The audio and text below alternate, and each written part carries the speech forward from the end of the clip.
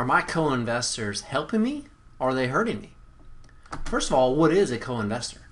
Anytime you invest in an individual stock or an individual bond, a mutual fund, exchange traded fund, hedge fund, or even private equity, you have other investors that are in that investment vehicle with you, so we call them co-investors.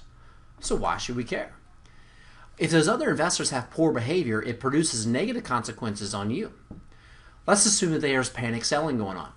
That panic selling produces a tax impact, and they may be now out of the fund, which means it leaves a tax impact for those investors that stay. It also drives up turnover costs.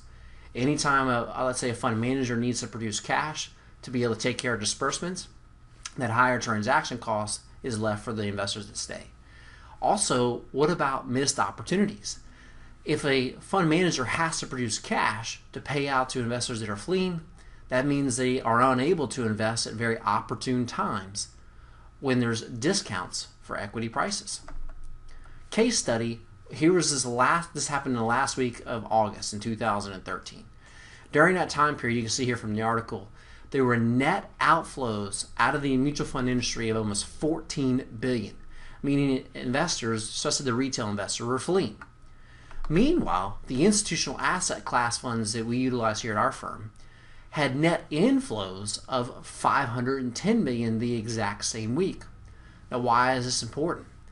That means that during the time when most investors, the retail investors, are fleeing, and there's downward pressure on equity prices, if your co-investors and the company you're keeping with who you're invested with has money coming in and they're being very disciplined, it means they can exploit opportunities to buy when pricing is usually at its lowest.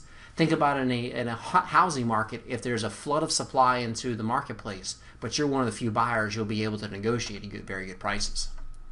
So keeping good company avoids the panic selling. It avoids having tax impact that was caused by other poor behaving investors. It reduces the transaction cost, and it also means that you have capital coming in to be exploiting opportunities when most investors are fleeing. So what do you do now? First is, what company are you keeping? Are the investors retail investors or institutional investors that are very prudent and disciplined with their practices? And secondly, do they embrace the same philosophy and strategies that you do, so that if they're aligned, it amplifies your capacity to increase your wealth and take care of your financial concerns?